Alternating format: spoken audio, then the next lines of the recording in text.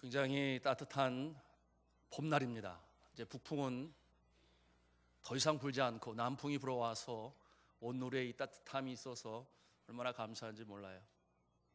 오늘 특별히 많은 사람들이 오셨습니다. 2층에도 많은 사람들이 오시고 예수 그리스도께서 이맘때였을 것이라고 저는 생각을 해보는 거예요.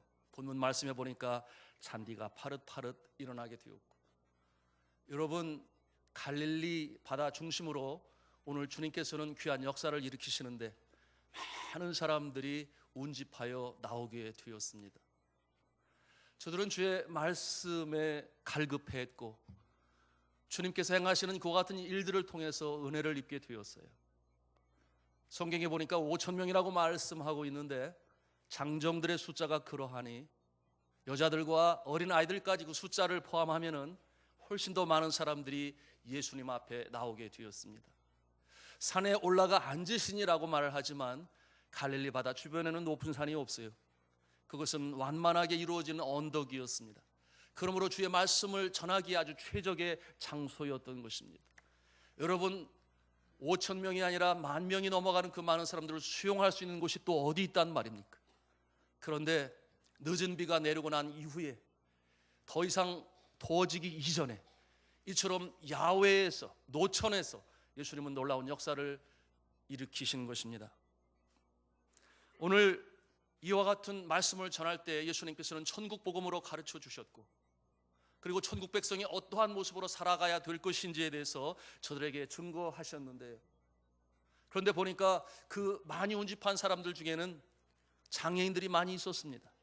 이와 같은 모습은 다른 복음서에서 이 5천 명을 먹이신 사건들을 잘 읽어보면 나타나는 거예요. 거기에는 다리를 저는 사람, 제대로 보지 못하고 제대로 듣지 못하고 제대로 말하지 못하는 사람, 그들이 주님 앞에 나왔습니다. 주님께서는 저들을 긍휼히 여기시고 불쌍히 여기셔서 고치셨는데, 이와 같은 말씀을 전하고 고치시는 일이 진행되는 가운데 어느덧 사흘이라고 하는 시간이 흘렀습니다. 여러분, 말이 사흘이지 집을 나와서 돌아가지 아니한 채 노천에서 밖에서 그렇게 사흘 동안 있는다고 하는 것이 쉬운 일은 아니겠지요. 그럼에도 불구하고 저들의 가슴에는 영적인 목마름이 있었습니다. 영적인 갈증이 있었습니다. 그 시대에 힘들고 지친 저들이 예수 그리스도의 그와 같은 놀라운 역사를 바라보면서 거기에서 영혼의 갈증의 해갈을 맛보며, 또한 병자들이 나은 그 모습을 바라보면서 그 천국의 잔치와 같은 그곳에서 사흘을 보내게 되었던 것입니다.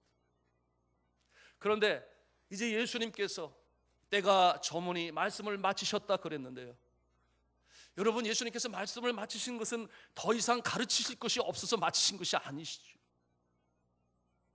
계속해서 말씀을 가르치실 것이지만은 이제 나온 지 사흘이나 되었으니 이제는 집에 가서 쉬기도 해야 되고 재충전 먹어야 되고 다시 만날 그와 같은 것을 생각하시면서 보내시게 되었는데, 그런데 저들의 모습을 보십니다. 사흘 동안 먹지 못했으니 저들이 가다가 기진할까 염려가 된다. 예수님께서 그와 같은 마음을 가지세요. 그의 마음에 잔잔한 파문이 일기 시작한 것입니다. 이대로 그대로 돌려보낼 수는 없다. 이것이 마태가 같은 상황을 기록한 마태복음에 기록되고 있는 내용인데요, 그 말씀을 제가 읽겠습니다. 예수께서 제자들을 불러 이르시되 내가 무리를 불쌍히 여기노라. 그들이 나와 함께 있은지 이미 사흘임에 먹을 것이 없도다. 길에서 기진할까 하여 굶겨 보내지 못하겠노라. 아멘. 자, 저들을 향한 예수님의 사랑하심, 긍휼하심이 다시금 그 마음에 차올라서 제자들에게 말씀하시는 거예요. 저들에게 먹을 것을 주어라. 내가 저들을 먹이지 않고서는 그냥 보내지 못하겠노라. 그러면 가는 길에 기진할 것이니 차마 굶겨 보내지 못하겠노라. 사랑하는 성도 여러분, 여러분은 그러신 적이 있으십니까?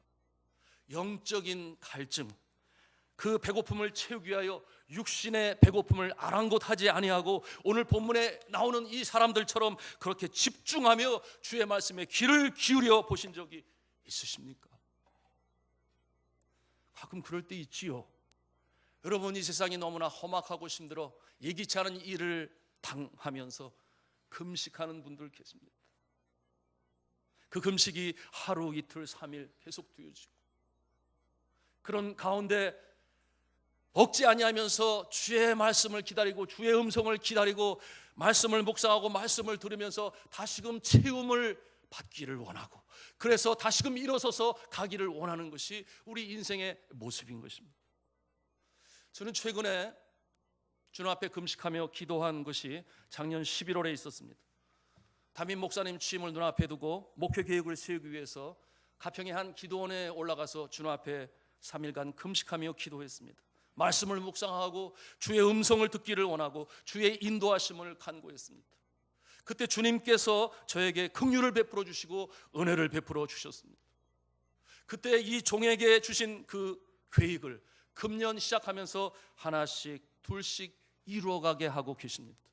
이를 도우시는 장로님들에게 너무나 감사하고요, 또 기도로 도우며 지원하는 우리 성도님들에게도 감사한 마음이 있습니다. 저는 그때의 그 3일의 배고픔이라고 말하면 은혜스러운 말은 아닌데요, 여하튼 그때의 그 배고픔을 그날 이후로 오늘도 이처럼 배부르게 채워주시는 하나님, 얼마나 감사한지 모릅니다. 제 마음에 기쁨이 충만합니다. 사랑하는 성도 여러분, 저는 여러분에게 부탁을 합니다. 주의 말씀에 목말라 하십시오. 주의 진리의 말씀에 배고파 하십시오. 왜 나에게 은혜가 임하지 않는가 그렇게 의아해할 것이 아니라 전심으로 주님 앞에 나오십시오. 예배하십시오. 경청하십시오. 주의 말씀을 들으십시오. 두 마음을 품어 정함이 없는 자의 모습이 아니라 한 마음을 품어 정함 있는 자의 모습으로 주님 앞에 예배하고 나갈 때에 오늘 이 5,000명, 아니 10,000명이 넘는 저들이 예수 그리스도의 긍휼하심을 체험하고 먹는 놀라운 기적의 역사를 체험할 줄로 믿습니다. 우리가 믿음이 없어서, 간절함이 없어서 이와 같은 5,000명, 이와 같은 모습이 아니어서 기적이 안 일어나는 것이죠. 여러분, 우리가 이렇게 간절한 마음으로 주의 말씀을 경청할 때에 주의 성령이 임하시는 줄로 믿으시기를 바랍니다. 감동을 주세요. 그럴 때마다 아멘, 아멘 응답하면서 주의 말씀을 들으면 놀라운 역사가 나타납니다. 성령이 불같이 물같이 기름같이 임함으로 그야말로 깜짝 놀랄 만한 일들이 우리의 삶에 나타나는 줄로 믿으시기를 바랍니다. 제가 금년 들어 우리 교회 성도들 중에 말 그대로 깜짝 놀랄 만한 일들이 일어나는 모습을 보아서 얼마나 감사한지 몰라요. 뭐 수를 헤아릴 수가 없습니다. 어느 한 성도님은 정년 퇴직을 했지요. 그런데 여전히 체력이 있어요. 일하고 싶어요. 남자들은 다 그렇지 않아요? 아침에 일어나면은 아내의 격려를 받으며 일터로 나가는 보람이 있습니다. 그런데 이제 정년 퇴직을 했으니 집안에 있기도 그렇고, 그래서 나와서 가방을 메고 발품을 팔아가며 여기저기 일할 곳이 있는, 그러는 가운데 하는 일이라고 하는 것이 뭐 그렇게 만족이 됩니까? 힘이 있으니까 일을 하죠. 그런데 그런 가운데서도 새벽 제단을 쌓으며 주님 앞에 나와 기도를 하는데 하나님께서 그야말로 깜짝 놀랄 만한 일을 행하시는 거예요. 그 나이에 자신의 전공을 살려 일할 수 있는 곳에 아침 9시부터 6시까지 임시직도 아니고, 임시직 반대말이 뭐죠? 정규직에 고용을 받아서 얼마나 감사함으로 일을 해요. 그 나이에 얼마나 지치고 힘들겠습니까? 그럼에도 불구하고 가슴에 기쁨이 있고, 그러니까 계속해서 변함없이 이 새벽 제단을 쌓으며 주님 앞에 기도하며 나가는 그 모습을 보고, 이런 모습이 깜짝 놀랄 만한 일 아니겠습니까? 무슨 깜짝 놀랄 만한 일이 또 있겠어요? 또 어느 분은, 여러분, 길링발의 증후군이라는 게 있어요. 저도 처음 알았죠. 10만 명 중에 2사람 걸리는 그런 발병률인데요. 그런데 우리 성도님이 거기에 걸렸어요. 제가 병원에 가보니까 너무 놀랬지요. 혈압은 오르는데 이 폐가 너무 힘들어서 호흡이 되지를 않아요. 그런가 하면은 하지가 마비가 오고 손은 저리면서 통증이 오는데 말은 어눌하고 그야말로 위급한 그런 상황이 있는데, 가서 보니까 숨을 못 쉬니까 죽잖아요. 그러니 이 플라스틱 파이프, 호수라고 그래야 되나요? 그걸 입으로부터 이 폐 깊은 곳까지 찔러서 넣어가지고, 그럼에도 기침이 나오는데 얼마나 그 기침이 깊은 데서 나오는지 침대가 막 출렁출렁. 그 모습을 볼 때 제 마음에 눈물이 흐르고, 옆에서 남편 되신 분이 눈물로 기도를 하고, 우리 성도님들도 간절히 기도하고, 저도 그 모습을 보면서 제가 참을 수가 없어요. 기도했는데 또 기도했어요. 이 목에다 손을 올려놓고 주여 긍휼히 여겨 주시옵소서, 주의 딸을 긍휼히 여겨 주시옵소서 간절히 기도했는데요, 또 깜짝 놀랄 만한 일이 또 일어난 거예요. 의사 선생님들이 예견을 했어요. 얼마 정도 시간이 걸릴 것이다. 그런데 그 예견과 전혀 상관이 없이 벌써 퇴원을 해서 집에서 재활치료를 받으러 왔다 갔다 하고, 벌써 교회에도 지난주에 참석하셨나요? 오시게 되었으니 이것이 깜짝 놀랄 일은 아니고 무엇이겠습니까? 의사 선생님들이 그래요. 어째 이런 일이, 어째 이런 일이, 무슨 어째 이런 일이, 주님께서 하시는 줄로 믿습니다. 주님께서 행하시면 이와 같은 놀라운 일들이 나타나는 것이에요.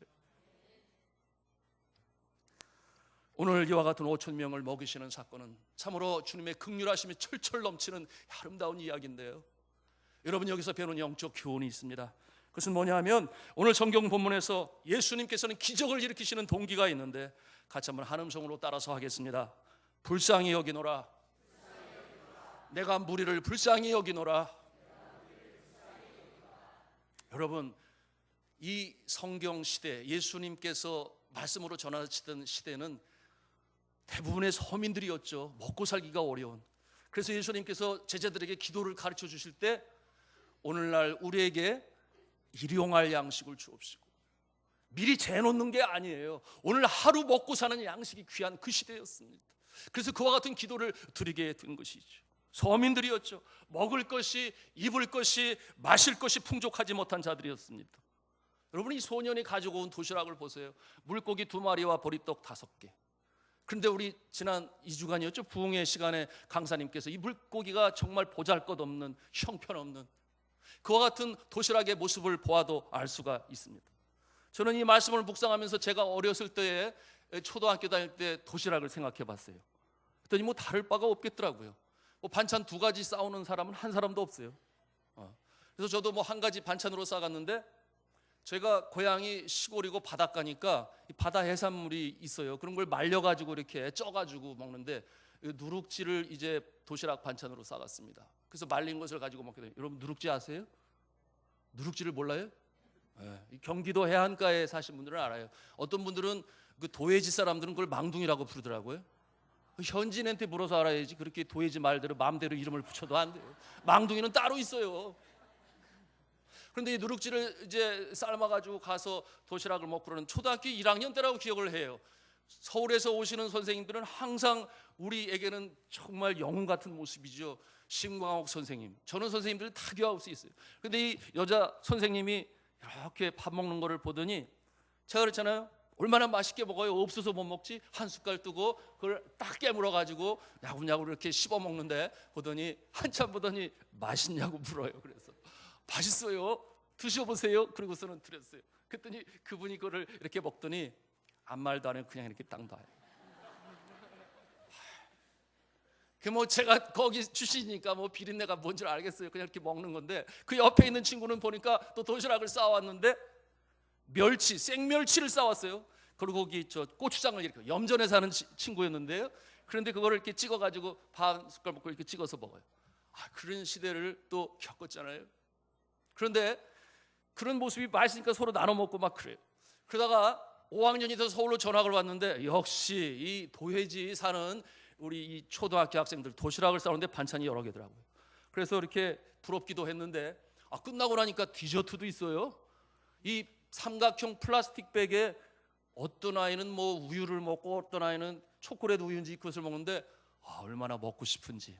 그래서 그걸 한참 이렇게 쳐다보는데, 우리 시골에서 이렇게 쳐다보면은 먹고 싶어? 그래 먹어, 이렇게 주거든요. 근데 도해지 애들은 전혀 상관도 안 해요. 아무리 눈총을 주고 쳐다봐도 줄 생각을 안 해요. 그래서 제가 자존심이 상했는데요, 한 번도 제가 먹어보자는 말을 안 했어요. 근데 그때 알았죠. 서울 깍쟁이들이구나 하는 것을 그때 알았어요. 여러분, 오늘 예수 그리스도께서 이 배고픈 시대에 배고픈 자들을 불쌍히 여기시는 마음이 충만하셨습니다. 병자를 바라보실 때는 아파서 긍휼히 여기셔서 그들을 낫게 하셨고, 귀신 들린 딸, 그 어머니의 그 애처로운 간청을 보시면서 불쌍히 여기셔서 귀신도 쫓아내시고, 그런가 하면은 그의 친구인 나자로의 무덤 앞에서 그 무덤 앞에 울고 있는 자들을 볼 때에 사망에 쏘는 것을 이기지 못하고 인생의 그 가련한 운명으로 죽어야 될 수밖에 없는 그 모습을 보시면서 함께 우셨습니다. 그리고서는 부활의 모습을 증거하시기 위하여 나자로를 다시금 살리는 놀라운 역사를 일으키시는 것은 다 그 안에 계신 불쌍히 여기심, 긍휼히 여기심, 그것이 동기가 되어 이와 같은 놀라운 역사를 일으키셨던 것입니다. 그러므로 예수 그리스도께서는 눈으로 보시고 마음으로 느끼시고 반드시 손으로 행하시면서 긍휼이 많으신 모습을 우리에게 보여주셨습니다. 불쌍히 여기노라, 불쌍히 여기노라. 이 예수 그리스도께서 이 시대에 오시면은 어떤 모습을 불쌍히 여기실 거예요? 오늘날 이 시대에도 그 시대와 별반 다르지가 않아요. 여전히 아픈 자들이 있습니다. 육신적으로, 영적으로, 정신적으로 우울과 불안으로 잠을 못 이루는 우리 성도들 가운데도 있어요. 무기력증으로, 공황장애로, 각종 중독자들, 전쟁터와 같은 이 세상 속에서 배신과 속임을 당하고 세상이 싫어 대인기피증으로 숨어버린 사람들이 있어요. 불쌍히 여기노라, 내가 저들을 불쌍히 여기노라. 그냥 보낼 수 없느니라 가다가 기진할까 하노라. 여러분, 기진하다 이게 무슨 말이에요? 힘이 빠져서 더 이상 걷지 못하고 주저앉는 모습을 기진했다, 그렇게 말할 수 있겠습니다. 사랑하는 성도 여러분, 결코 주저앉지 마십시오. 다시금 일어나시기를 바랍니다. 오늘도 주님께서 여러분의 마음 성령으로 감동 주셔서 이 자리에 나와 있으니 주님께서 은혜를 베푸실 줄로 믿습니다. 그러나 전심으로 정말 주님을 사랑하느냐, 전심으로 주의 말씀을 사모하느냐, 여기에 달려있는 것이에요. 이와 같은 마음을 가지고 주님 앞에 기도하는 자, 말씀을 사모하는 자, 사흘이 지나도록 예수님 곁을 떠나지 아니하고 주님의 은혜를 사모하는 모습으로 서 있을 때 우리의 삶의 모습이 완전히 변화될 줄로 믿습니다. 이와 같은 해결하시는 하나님, 그 가운데 우리는 일어날 수 있죠. 한번 이렇게 한 음성으로 했으면 좋겠습니다. 주께서 다 해결해 주신다. 한 번 더 합니다. 다 해결해 주신다. 믿습니까? 믿음이 필요해요. 먹이시는 주님, 고치시는 주님, 귀신들로 영적으로 피폐한 영혼을 소생시키시는 주님, 캄캄한 밤바다에 유리하는 배처럼 어디로 갈지 몰라 방황할 때에 등대불로 빛으로 서 계셔서 안전한 포구에 인도하시는 우리 예수 그리스도, 인생의 옳은 방향을 보여주십니다. 이 좋으신 예수님을 구원자로 믿으시기를 바랍니다. 성경 본문으로 다시 돌아가겠습니다. 좋으신 예수님께서는 이 배고픈 무리들을 먹이시기 위해 이미 마음에 작정을 하셨어요. 그런데 행하시기 전에 어떤 일을 또 하시는가? 키우는 제자들을 보신 거죠. 제자들의 믿음으로 다시 한번 설 수 있기를 원하시는 마음이 그 마음에 있었습니다. 그래서 행하시기 전에 이 일을 통해 제자들의 믿음을 측정하시고자 하셨습니다. 그래서 질문을 하는 거예요. 5절 말씀 우리 같이 찾아가서 읽도록 하겠습니다. 6장 5절 말씀 같이 읽습니다. 시작. 예수께서 눈을 들어 큰 무리가 자기에게로 오는 것을 보시고 빌립에게 이르시되 우리가 어디서 떡을 사서 이 사람들 먹이겠느냐 하시니, 제자들이 많은데 평소 다른 부분에 같으면 베드로 아니면 안드레 아니면 요한 아니면 야고보 이렇게 되는데 오늘따라 예수님께서 빌립을 택하셔서 이렇게 질문을 딱 하셔요. 아마도 빌립이 좀 믿음이 좀 낮았는지 모르겠습니다. 아니면은 셈이 빠른 수학적인 머리를 가지고 있는 합리적이고 논리적인 제자였는지 모르겠어요. 그런데 성경의 배경을 연구해 보면 이 빌립에게 먼저 물으시는 이유가 뭔가 하면 빌립의 고향이 거기에요. 5천 명을 먹이신 사건을 이루신 그 장소가 빌립의 동네입니다. 그러니 빌립이 평소에도 그 동네를 접수했지 않았겠습니까? 네, 다 알고 있는 거예요. 어디에 뭐가 있고 뭐가 있고. 그러니 빌립이 뭐라고 답을 해야 되는지, 예수님이 기대하시는 답은 빌립의 말과는 다른 것이었죠. 여러분 상상해 보십시오. 예수님께서 5천 명을 먹이시기 전에, 그 전에도 여러 기적들을 이루어 오셨습니다. 그러므로 이 제자들은 이와 같은 상황에서 결국 예수님께서 하실 것이라고 하는 그와 같은 생각을 가지면은 합격인데, 그런데 그러지 못했어요. 여러분, 이와 같은 상황에서 빌립이 예수님, 여기가 제 고향이니 제가 아는 빵집이 있어요. 거기 가지고 일단 외상으로 다 가져오겠습니다. 그 다음에 나중에 뭐 갚든지 그렇게 하죠. 이런 대답을 기대하셨을까요? 그렇지 않은 거죠. 그것은 아닌 거죠. 그런데 이 빌립이 뭐라고 말을 하냐면은 여기 있는 사람을 다 먹이려면은 뭐라고 그랬어요? 200데나리온이라고 말을 해요. 7절 말씀 한번 같이 읽도록 하겠습니다. 7절 말씀 같이 읽습니다. 시작. 빌립이 대답하되 각 사람으로 조금씩 받게 할지라도 200데나리온의 떡이 부족하리이다. 자, 200데나리온. 지난번에 부흥 강사님 오셔서 이게 얼마라고 그랬어요? 2천만 원 정도 든다고 그랬어요. 예. 그런데 200데나리온을 이 NIV 인터내셔널 버전 성경에 보니까 아주 명확하게 명료하게 제시하고 있어요. 그럼 뭐냐면 half a year's wages 이렇게 말하고 있어요. half a year's wages. 뭐라면은 반년 정도의 월급 또는 봉급, 벌이의 돈이 있어야 이와 같은 사람들을 조금씩이라도 다 먹게 할 수 있습니다.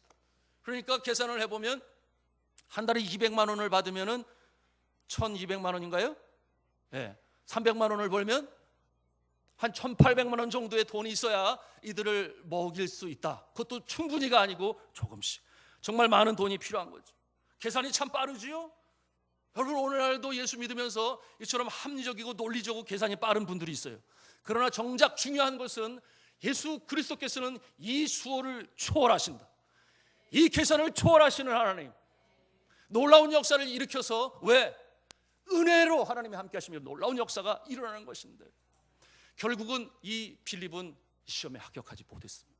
그런데 이와 같은 상황 가운데에서 열심히 예수님께서 그런 말씀을 하시니까 뭐 먹을 것이 있나 하고 찾아본 안드레가 한 소년을 데리고 오잖아요. 그래서 이제 도시락을 보여주는 상황입니다. 이것이 있겠으나 이것을 어떻게 이 많은 사람들 가능하겠습니까? 부정적인 모습으로 또 나타나죠. 여러분 이와 같은 상황에서 예수님께서 듣기를 기다리는 그 제자들의 대답은 무엇이었겠습니까? 한번 같이 하는 음성으로 따라하겠습니다. 주께서 하십니다. 주님께서 하시면 가능합니다. 이게 답이거든요. 이게 정답. 주님께서 하시면 하실 수 있습니다. 이렇게 답을 해야 되는데 제자들은 그것을 모르는 거예요. 그런데 예수님께서는 제자들이 그렇게 답을 할 것이라는 것을 알고 계셨어요. 그래서 이적을 다시 한번 베푸시는 거죠. 긍휼히 여기소서 베푸시나 그 일을 통해 제자들의 믿음이 다시 한번 강하게 서기를 원하시는 마음 때문에 이 일을 행하시는데요. 사랑하는 성도 여러분, 이게 무슨 말씀인고 하니 예수님께서는 이와 같은 질문을 하실 때 그 대답이 틀려서 꾸짖으려고 하시는 것이 아니라 믿음을 견고히 세우시고자 하셨던 것을 우리는 말씀을 통해서 보는 거예요. 사랑하는 성도 여러분, 여러분의 믿음이 부족하고 연약하다고 해서 낙심하지 마십시오. 왜 그런가 하면은 주님께서 다 알고 계십니다. 여러분의 부족함을 다 알고 계세요. 그러나 한 가지 중요한 것이 있는데 그렇다고 해서 주님을 의지하는 마음조차 버리지는 마십시오. 주님 앞에 더 가까이 나아오십시오. 어찌하든지 주님 곁에 서십시오. 기도하십시오. 주님께서는 꾸짖지 아니하시고 그와 같은 자에게 은혜로 보여주시는 줄로 믿으시기를 바랍니다. 이것이 오늘의 메시지입니다. 어떤 분이신가 보여주시고 깨닫게 하시고 누구인가 보여주시고 제자들처럼 우리의 믿음을 시간이 가면서 점점 더 강한 믿음으로 세우시는 것입니다. 보십시오. 이와 같은 내용이 오늘 말씀 가운데 담겨져 있습니다. 자, 우리 하나님의 말씀을 보기를 원하는데요. 6절 말씀을 같이 읽도록 하겠습니다. 시작. 이렇게 말씀하시면 친히 어떻게 하실지를 아시고 빌립을 시험하고자 하십니다. 주님은 다 아시고 계셨습니다. 우리의 연약함도 아시고 계세요. 그러나 말씀드린 것처럼 나는 주님을 떠나지 아니하겠습니다. 여한 상황에서도 주님 곁에 있겠습니다. 주님을 의지하며 기도하며 나가겠습니다. 이와 같은 모습을 통해서 놀라운 역사를 체험하시기를 주님의 이름으로 축복합니다. 이와 같은 예수 그리스도의 계획대로 이제 많은 사람들을 잔디밭에 앉게 하시고 저들에게 떡을 나눠주시고 고기도 그렇게 나눠주시고 물론 그 전에 축사를 하셨습니다. 그런데 참 은혜로운 말씀은 원대로 주시다, 그런 말씀이 있어요. 원대로 주시다. 빌립은 말을 했어요. 200데나리온이 있어도 조금밖에 먹지 못하는데 얼마나 대조적인 말씀입니까? 원대로 주시다. 충분히 먹고도 12광주리가 남는 이 놀라운 역사가 나타나게 되었던 것입니다. 이 모습을 보면서 상상을 해보는 거예요. 빌립이 얼마나 놀랬을까? 안드레는 또 얼마나 놀랬을까? 그러면서 저의 마음에는 무슨 생각이 들겠어요? 야, 역시 우리 예수님이시야. 이 예수님께서는 능치 못할 일이 없으시구나. 그렇기 때문에 구세주가 되고 구원자가 되시고 그의 마음에는 이 긍휼하심이, 사랑하심이 철철 넘치시는 우리 예수님이시구나 하는 것을 확실히 알아 깨닫게 되었던 것입니다. 이와 같은 모습을 통해서 우리가 배우는 것이 무엇입니까? 우리 예수님은 영혼만 사랑하시는 것이 아니라 우리의 감정 혼도 사랑하시고 우리의 육신도 사랑하시는 줄로 믿으시기를 바랍니다. 하나님께서 이 세상을 창조하실 때에 흙으로 사람을 빚으시고 그리고 생기를 불어넣으시니 생명이 되었다 그랬습니다. 여러분이 생명을 성령으로 해석하는 성경학자들이 있습니다. 하나님의 영이 우리를 인간을 인간답게 만들었다 그 말씀인데요. 그런데 이 영혼은 얼마나 소중합니까? 그러나 또 육신이 소중하지 않습니까? 그렇기 때문에 육신은 소중하지 않다고 말하는 것은 잘못된 것이에요. 왜냐하면 이 영혼이 거하는 전, 그래서 거룩한 전이라고 성경 고린도전서 3장 16절은 말씀하고 있습니다. 그렇기 때문에 사도 바울은 이 육신의 중요함을 잘 알고 있었기 때문에 초대교회 성도들에게 이렇게 권면하고 있습니다. 데살로니가전서 5장 23절에 보니까 평강의 하나님이 친히 너희로 온전히 거룩하게 하시고 또 너희 영과 혼과 몸이 우리 주 예수 그리스도 강림하실 때에 흠없이 보존되기를 원하노라. 아멘. 그러니 주님께서는 배고픈 것을 보시고 먹이실 수밖에 없는 거죠. 병을 고쳐주실 수밖에 없는 것이죠. 그렇다면 확실해집니다. 어떻게 예수님의 모습을 우리의 삶에 적용할 수 있는가? 그것은 한마디로 육신적으로 어려운 자들을 우리가 볼 수 있어야 합니다. 그들의 필요를 직시할 수 있어야 합니다. 우리가 영적으로 구원받는 것은 너무나 감사한데 그러지 못하고 우리 주변에 금천구 아니겠습니까? 금천구에 여전히 독거노인이 많이 있고 여전히 자살률의 그 율이 다른 구에 비해서 여전히 상위권에 올라 있어요. 사랑하는 성도 여러분, 오늘 이 말씀을 통해서 우리 주변의 사람들 다시 한번 돌아보시는 예수님의 마음을 품으시기를 주님의 이름으로 부탁합니다. 주님께서는 그래서 그 말씀을 하셨죠. 누가 줄일 때에는 먹을 것을 주어라. 누가 목마를 때는 마시게 하고 나그네 되어 거할 곳이 없는 자에게는 묵을 곳을 마련하고 벗었을 때는 옷을 주어 입게 하고 병 들었을 때는 돌보라고 말씀하셨습니다. 어떤 잘못된 일로 감옥에 갇혔으면 가서 찾아가서 위로하고 격려하라 그렇게 말씀하셨습니다. 제가 필리핀에서 청교도원 부족은 아시는 대로 굉장히 가난한 부족이죠. 화산 폭발이 있기 전에는 그러지 않았어요.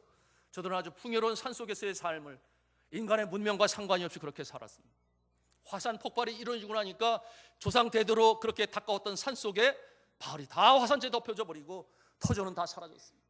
그러니 이제 내려와서 피난민촌에 거하게 되었는데 저들은 항상 배가 고파요. 지난번에도 간증으로 나눴습니다.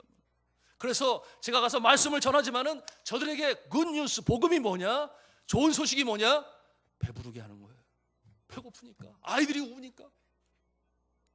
그래서 제가 말씀을 전하지만 저들이 보기에 너무 참 안타까워서 한 일이 많습니다.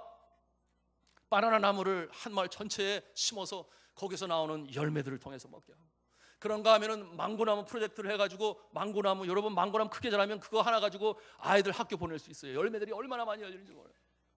그런가 하면 또 양계장을 했어요. 닭목을 얼마나 많이 잘라봤는지 모릅니다. 그거 자르는 날 하필이면 장인 장모님이 필리핀에 오셔가지고 같이 그 일을 했는데 나중에 가면서 그러더라고요. 그래도 선교사인데 닭목까지 자른 일은 좀 안 했으면 좋겠다고. 보시기가 좀 그러셨나 봐요. 뭐 그런 일도 하고 그런 거면 또 빵 공장을 해가지고 빵으로 먹이는 그 같은 일들도 했는데 그래도 저들의 이 텅 빈 배를 다 채울 수는 없죠. 그런데 한 가지 염려가 되는 것은 그 나라의 로만 캐톨릭, 여러분 정부와 함께 힘을 합쳐서 무량 공세로 나오고 그것 때문에 많은 마을들이 그렇게 또 로만 캐톨릭 신자가 되는데 들어와서 이 마을 500여 가구가 살아가고 있는데 우리 교회 성도님들 그러가면 어쩌? 물론 일용할 양식을 받는 것은 좋은데 혹 잘못된 신앙으로 가는 것은 아닌가 하는 그런 염려가 제 마음에 늘 있는 거죠. 아니나 다를까 어느 날 주일 아침인데요, 이제 성도들이 예배를 드리러 이렇게 오잖아요. 그래서 저도 이제 거기를 이렇게 들어가게 되었는데 보니까 커다란 트럭에 쌀까마니들이 가득 찬 트럭들이 들어오는 거예요. 그런데 하필이면은 이제 그 앞에 공소라고 그래서 캐톨릭 수녀들이 오고 그런 기도 초소가 있었는데 그리러 오게 되니까 제 마음이 덜컥하는 거예요. 그러면서 아니 오후에 오든지 지금 이제 우리 예배 드리려고 그러는데 저렇게 오게 되면 우리 성도들이 예배를 드릴 수 있을까? 이런 생각이 드는 거예요. 아니나 다를까 예배는 시작이 되었는데 성도들이 마음이 흔들리는 거예요. 자꾸만 이렇게 창밖에 거기를 보고. 왜 그렇게 보겠어요? 끝나고 가버리면은 받을 수가 없잖아요. 그 예배를 드리는데 제 마음에 갈등이 오는 거예요. 주님, 이럴 때는 어떻게 해야 됩니까? 그래서 기도하는데 그 말씀이 생각나는 거예요.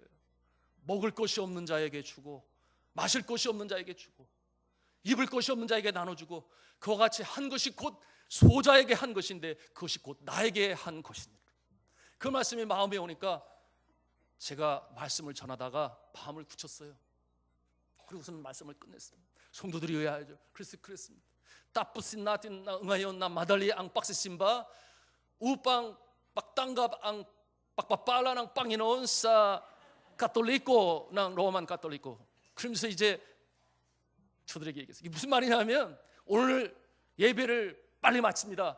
빨리 가서 저 로만 가톨릭 거기 가가지고 쌀을 받읍시다. 그거 했거든요. 그랬더니 성도들이 너무 신났어요. 그런데 그 나가는 모습을 보니까 거기도 4가지 부류의 사람이 있더라고요. 첫 번째 부류의 사람은 신났어요. 막 달려가요. 어린아이와 같은 모습. 두 번째 사람은 이렇게 가면서 자꾸 눈치를 봐요. 이렇게 눈치를 보면서 저를 눈치 보면서 가요. 뭔가 마음에 좀 부끄러움이 있었는지. 세 번째 사람은 그 마을이 이렇게 위쪽에 있거든요. 그래서 위쪽으로 이렇게 쫙 걸어 올라가요. 이렇게 보니까 올라가다가 갑자기 방향을 바꿔가지고 선살같이 그 아래로 쌀을 받으러 달려가는 거예요. 그런데 그 안에 예배당에서 떠나지 않고 그대로 앉아있는 자들이 있었어요. 그들은 이제 제자 훈련을 하는 우리 형제들인데요. 가서 받으라고. 왜냐하면 제가 알죠. 그날 먹을 양식이 없어요. 근데 안 갑니다 그러는 거예요. 우리는 안 갑니다. 한편으로 대견하고 한편으로 기쁘고, 그러면서 한편으로 또 무슨 생각이 드냐면 아이고 내가 지갑 열어서 쌀 사줘야 되겠네. 그런 생각 당연히 가질 수밖에 없는 거죠. 그래도 기쁜 거죠. 이와 같은 일이 그렇게 맞춰지게 되었습니다. 그러고 나서 한편으로 염려가 되네요. 그 주간에 계속 기도하는 거예요. 주여 우리 성도들 마음 바뀌지 않게 하여 주옵소서. 그러는데요 주일이 됐어요. 그리고서는 이제 우리 성도들이 오는데 교회에 한두 명, 2명, 3명 계속 오더니 한 사람도 빠짐없이 그때 거기 간 사람들이 다 와서 앉아있게 됐어요. 너무 기쁘잖아요. 한편으로 궁금하잖아요. 그래서 물었어요. 아니 왜 거기 가서 쌀 받았으면 그리로 가서 그래도 염치가 있지 그리로 가야 되는 거 아니냐 그랬더니 뭐라 그러냐면 그래요. 왈라나 응하연. 그래. 이게 뭐냐면 오늘은 없어요. 오늘은 없다는 거예요. 그래서 제가 그 말을 들으면서 그러면 다음에 주면 또 갈 거예요? 그랬더니 가만히 그냥 웃기만 해요. 그러면서 하는 말이 우리가 화산 터지기부터 저 산속에서 내려오게 되는 그 은혜를 입었고 이곳에 와서도 얼마나 많이 은혜를 입었는데 우리가 그렇게 변절자가 돼가지고 쉽게 거기 가요? 우리는 안 가요. 이 또한 아땡 신반. 그래, 이게 뭐냐면 여기가 우리 교회예요. 사랑하는 성도 여러분, 저는 그때 깨닫게 되었습니다. 인간의 필요를 민감히 보고 그 필요한 것부터 돕는 것이 아버지의 마음을 품는 것이에요. 그것을 실천하는 모습이 선교의 첫 출발이 된다라고 하는 귀한 진리를 깨닫게 되었습니다. 이제 말씀을 맺습니다. 사랑하는 성도 여러분, 오늘 이 말씀을 통해서 우리에게 주는 영적 교훈은 우리가 어떤 사람을 대할 때에 믿는 자나 믿지 아니하는 자나 먼저 그 사람을 진실된 모습으로 바라볼 수 있어야 돼요. 어떠한 조건 때문에 접근하는 것도 하나님 기뻐하시지 않아요. 무엇이 필요한가를 바라보고 정말 진정으로 그 영혼을 사랑하는 마음으로 다가갈 때 여러분 진실한 모습은 진실한 자에게 통하게 되어 있습니다. 그와 같은 마음이 바로 아버지의 마음을 품는 것이요 그와 같은 마음을 가지고 접근하는 자 주님께서 은혜도 주시고 능력도 주셔서 도울 수 있는 환경, 여건, 조건 만들어 주시는 줄로 믿으시기를 바랍니다. 이 마음이 너무 중요한 거죠. 여러분, 하나님께서 우리 산돌중앙교회를 이 금천 지역에 세우신 이유가 분명히 있을 거라고 저는 생각합니다. 지난 2년도 기도해왔고 앞으로도 기도합니다. 우리가 이 지역사를 위해서 뭔가 할 일이 있을 것이에요. 아무런 대가 조건 없이 아버지의 마음을 품고 어려운 자들에게 그야말로 추운 겨울에 연탄이라도 날라줄 수 있으면 그렇게 하고, 김치라도 만들어 있어서 독거노인들을 도울 수 있으면 그렇게 하고, 이와 같은 모습이 있을 때에 하나님께서 기뻐하시고 우리 예수 믿는 사람들이 그 사랑으로 다시금 회복이 되어서 이 땅의 작은 부분을 밝혀나갈 줄로 믿습니다. 이와 같은 예수 그리스도의 긍휼의 여기심의 마음이 우리 마음 가운데 있어 아버지의 마음 품고 나아갈 때 정말 주님께서 행하신 놀라운 역사가 우리의 삶 가운데 나타나는 이 축복의 역사, 축복의 주인공이 다 되시기를 저는 주님의 이름으로 축원합니다. 기도하시겠습니다.